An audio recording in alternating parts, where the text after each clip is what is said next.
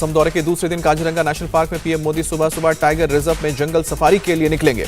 PM Modi Kaziranga park के प्राणियों के बारे में लेंगे जानकारी। नेशनल पार्क में करीब 1000 से ज्यादा प्रजातियों के वन्य जीव हैं। पीएम मोदी शुक्रवार की शाम पहुंचे काजीरंगा नेशनल पार्क। सड़क के दोनों किनारे पर खड़े लोगों ने प्रधानमंत्री मोदी का स्वागत किया। प्रधानमंत्री के स्वागत में स्थानीय लोक कलाकारों ने किया लोक नृत्य। पीएम मोदी ने गाड़ी से हाथ हिलाकर किया लोगों का अभिवादन। पीएम मोदी आज एक दिन में करेंगे 4 राज्यों का दौरा। ईटानगर में आज सुबह 10:30 बजे विकसित भारत विकसित नॉर्थ ईस्ट कार्यक्रम में शिरकत करेंगे।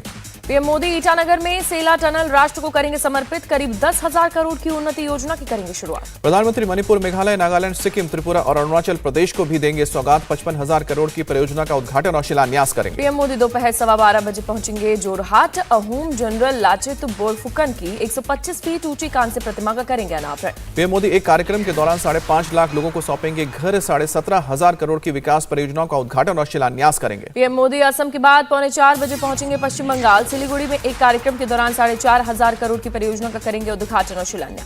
पीएम मोदी सिलीगुड़ी के बाद शाम को 7 बजे वाराणसी पहुंचेंगे। काशी विश्वनाथ के मंदिर में दर्शन और पूजा करेंगे। पीएम मोदी के स्वागत के लिए वाराणसी में जोरदार तैयारी। एयरपोर्ट से काशी विश्वनाथ मंदिर तक बनाए गए 38 स्वागत पॉइंट। पीएम मोदी आज रात वाराणसी में बीजेपी संगठन की करेंगे बैठक। प्रदेश, जिला और महानगर के साथ पन्ना प्रमुखों से भी मिलेंगे। लोकसभा चुनाव के लिए कांग्रेस की पहली लिस्ट जारी। 39 उम्मीदवारों का ऐलान। राहुल गांधी वायनाड से लड़ेंगे चुनाव। छत्तीसगढ़ के 6 सीटों पर उम्मीदवारों का ऐलान। राजनांदगांव से भूपेश बघेल, कोरबा से ज्योत्सना महंत और दुर्ग से राजेंद्र साहू को टिकट। तिरुवनंतपुरम से शशि थरूर मैदान में उतारे गए। केरल के अलापुजा से केसी वेणुगोपाल उम्मीदवार। कर्नाटक के हासन से श्रेयस पटेल और बेंगलुरु ग्रामीण से डीके सुरेश लड़ेंगे चुनाव। टिकट मिलने के बाद बोले शशि थरूर, मैंने हमेशा सकारात्मक राजनीति की है, अब जनता तय करेगी। राजनांदगांव से टिकट मिलने पर भूपेश बघेल ने जताई खुशी। कहा, यह उम्मीदवारों की एक अच्छी लिस्ट है। हम पर जो भरोसा जताया गया उस पर हम खरे उतरेंगे। छत्तीसगढ़ के कोरबा से कांग्रेस उम्मीदवार ज्योत्सना चरण दास महंत ने चुनौती से किया इनकार। कहा कि कांग्रेस सरकार के किए गए विकास कार्यों पर लड़ेंगे। कांग्रेस की पहली लिस्ट पर बोले पवन खेड़ा, उम्मीदवारों के नाम से पता चल रहा है कांग्रेस पार्टी सिर्फ जीतने के लिए लड़ रही है चुनाव। राहुल गांधी के वायनाड से लड़ने पर केंद्रीय मंत्री राजीव चंद्रशेखर ने कसा तंज। कहा कि राहुल किसी और सीट से नहीं लड़ सकते हैं, वो केवल वायनाड आ सकते हैं। राजीव चंद्रशेखर का दावा, केरल के लोग इस बार कांग्रेस को नहीं देंगे जनादेश। भारत के लोग पीएम मोदी का तीसरा कार्यकाल चाहते हैं। राहुल के वायनाड से चुनाव लड़ने पर बोले बीजेपी नेता रविशंकर प्रसाद, कांग्रेस की पूरी राजनीति अल्पसंख्यकों पर निर्भर। महाराष्ट्र में महायुति की सीट बंटवारे पर मंथन जारी। अमित शाह ने देवेंद्र फडणवीस, एकनाथ शिंदे और अजित पवार के साथ की बैठक। सूत्रों के मुताबिक बीजेपी 32 सीट पर लड़ सकती है चुनाव। अजित पवार को 3 से 4 सीट मिलने की संभावना। उद्धव ठाकरे का केंद्रीय मंत्री नितिन गडकरी को ऑफर, बीजेपी छोड़ एमबीए से लड़े चुनाव। उद्धव ठाकरे ने गृह मंत्री अमित शाह को दिया जवाब। कहा कि मेरे बेटे को लोग अगर चुनेंगे तो उसे सीएम बनाऊंगा, सीएम का पद, बीसीसीआई अध्यक्ष का पद नहीं। गडकरी को उद्धव के ऑफर पर बीजेपी में मची हलचल। डिप्टी सीएम देवेंद्र फडणवीस बोले, महाराष्ट्र बीजेपी की लिस्ट में गडकरी का नाम सबसे पहले होगा। गडकरी को ऑफर देने पर बोले बीजेपी विधायक प्रवीण दरेकर, फ्रस्ट्रेशन में कुछ भी बोल रहे हैं उद्धव, उनकी पार्टी बची कहां है। उद्धव ठाकरे पर बीजेपी नेता प्रवीण दरेकर का तंज। कहा, अभी आदित्य को, बाद में रश्मि ठाकरे को और घर में कोई बचा होगा उसको भी सीएम बनाना चाहेंगे। जम्मू कश्मीर में इंडिया अलायंस टूटा। पीडीपी चीफ महबूबा मुफ्ती ने अकेले चुनाव लड़ने का ऐलान किया। कहा कि एनसी के फैसले से हुई है निराशा। महबूबा मुफ्ती के बयान पर बोले बीजेपी नेता कविंद्र गुप्ता, स्वार्थी गठबंधन का यही हाल होगा। जम्मू कश्मीर को पीएम मोदी ने आतंक से बाहर निकाला। बीजेपी महासचिव तरन चुग का बयान। उधमपुर से बीजेपी उम्मीदवार डॉक्टर जितेंद्र सिंह बोले, बीजेपी एक सिस्टम के तहत काम करती है। नरेंद्र मोदी तीसरी बार बनेंगे पीएम। बिहार में एमएलसी चुनाव के लिए महागठबंधन की लिस्ट जारी हुई। राबड़ी समेत आरजेडी के 4 और सीपीआई माले का 1 उम्मीदवार लड़ेगा चुनाव। चुनाव लड़ने के सवाल पर बोले केंद्रीय मंत्री आरके सिंह, लोकसभा चुनाव बिहार के आरा से ही लड़ूंगा। बीजेपी सांसद राहुल कसवा ने दिखाए बगावती तेवर। अपने संसदीय क्षेत्र चूरू में विशाल जनसभा को संबोधित किया। मध्य प्रदेश के इंदौर में लोकसभा चुनाव को लेकर बोले बीजेपी नेता कैलाश विजयवर्गीय। कहा, जो भी लड़ेगा 8 लाख वोट से जीतेगा। देश में 400 सीटों पर होगी जीत। बेंगलुरु के रामेश्वरम कैफे में हुए ब्लास्ट के मामले में सामने आया नया वीडियो। घटना की जांच कर रही एनआई ने संदिग्ध से जुड़ा एक वीडियो जारी किया। वीडियो में संदिग्ध शख्स बस के अंदर चढ़ता हुआ दिखा। एक यात्री के बगल में जाकर बैठा। थोड़ी देर बाद बस की पीछे वाली सीट पर बैठने गया। एनआईए ने वीडियो जारी कर लोगों से संदिग्ध शख्स की पहचान के लिए मांगी है मदद। कैफे के 1 मार्च को हुए धमाके में कई लोग हुए हैं घायल। 7 दिनों के बाद महाशिवरात्रि के दिन रामेश्वरम कैफे को दोबारा खोला गया। विशेष पूजा के आयोजन के बाद रेस्टोरेंट को लोगों के लिए फिर से खोला गया। कैफे के मालिक ने कहा कि हम किसी से डरने या दबने वाले नहीं हैं। कैफे को टारगेट क्यों किया गया पता नहीं। बोले, हम इस जगह को मंदिर मानते हैं। गुरुग्राम में big boss OTT winner Elvish Yadav पर मारपीट का आरोप। सेक्टर 53 के पुलिस स्टेशन में हुआ केस दर्ज। अलविश के खिलाफ मारपीट करने और जान से मारने की धमकी देने का भी केस दर्ज हुआ है। सागर ठाकुर नाम की यूट्यूबर ने इन्फ्लुएंसर से मारपीट का आरोप लगाया। दिल्ली के इंद्रलोक इलाके में सड़क किनारे नमाज पढ़ रहे नमाजियों के साथ विवाद मामले में एक्शन, आरोपी सब इंस्पेक्टर को निलंबित किया गया।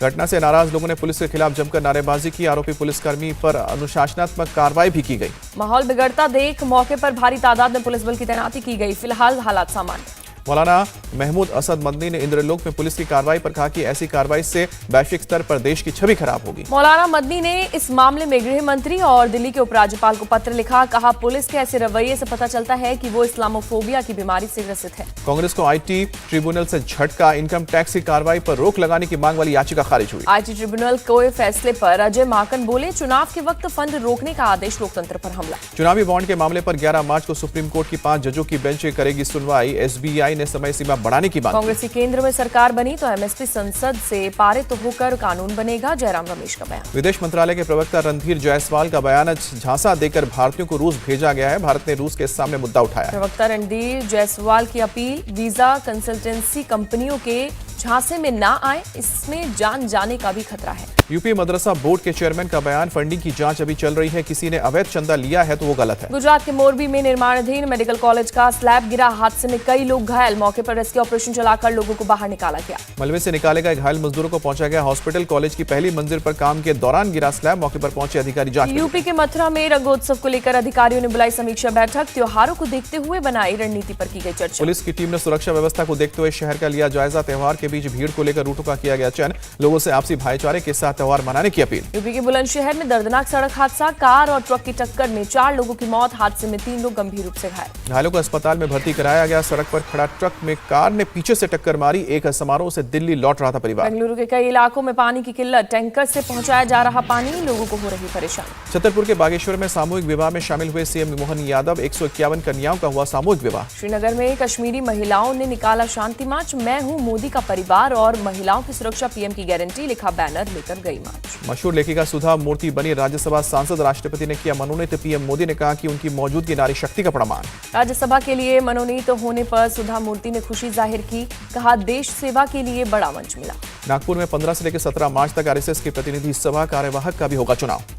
गोरखपुर में कंप्रेस्ड बायोगैस प्लांट का उद्घाटन, सीएम योगी ने कहा वेस्ट को वेल्थ में कैसे बदलना है, ये प्लांट उसका उदाहरण है। वाराणसी में महाशिवरात्रि पर काशी विश्वनाथ धाम में बना नया रिकॉर्ड, पहली बार एक दिन में 10 लाख से ज्यादा भक्तों ने टेका मत्था। महाशिवरात्रि पर वाराणसी में धूमधाम से निकाली गई शिव बारात, भारी संख्या में बारात में शामिल हुए भक्त, शहर में लोगों ने लगाए हर हर महादेव का नारा। अयोध्या में नागेश्वर नाथ मंदिर में निकाली गई शोभा यात्रा, ढोल की थाप पर झूमते रहे लोग। शोभा यात्रा में कई झांकियां भी शामिल हुई। अयोध्या से रामलला के दर्शन कर रायपुर लौटे राम भक्त, छत्तीसगढ़ सरकार के रामलला दर्शन योजना के तहत गए थे अयोध्या। उड़ीसा के भुवनेश्वर में लिंगराज मंदिर में धूमधाम से मनाया गया महाशिवरात्रि, हजारों की संख्या में लिंगराज मंदिर पहुंचे श्रद्धालु। केरल के वडक्कुनाथ मंदिर में धूमधाम से मनाया गया महाशिवरात्रि, रंग बिरंगी लाइटों से सजाया गया मंदिर, भारी संख्या में पहुंचे शिव भक्तों ने दर्शन किए। बिहार की राजधानी पटना में महाशिवरात्रि पर निकाली गई शोभा यात्रा, भारी संख्या में शामिल हुए लोग। बीजेपी सांसद रविशंकर प्रसाद शोभा यात्रा में शामिल हुए। शिलांग में भारतीय वायुसेना की एयरबैटिक टीम ने एयर शो किया, उमियाम झील के ऊपर एयरफोर्स के जवानों ने दिखाए हैरत अंगेज करतब, एयर शो में कई फाइटर प्लेन और हेलीकॉप्टर शामिल। भारतीय विदेशी मुद्रा भंडार में भारी उछाल, 6 अरब 55 करोड़ डॉलर की बढ़ोतरी दर्ज।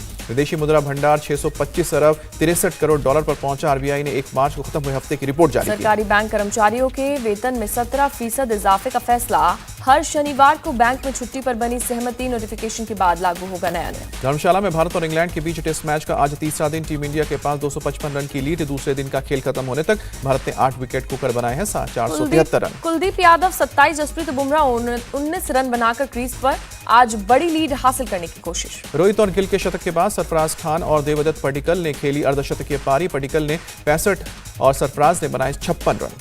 कप्तान रोहित शर्मा ने लगाया टेस्ट करियर का 12वां शतक, 103 रन बनाए, पारी में जड़े 13 चौके 3 छक्के।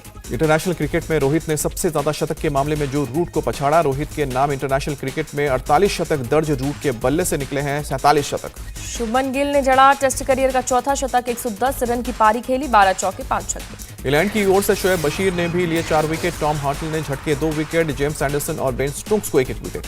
फ्रेंच ओपन के क्वार्टर फाइनल में पहुंची पीवी सिंधु, अमेरिका की बेवेन को 13-21, 21-10, 21-14 से हराया।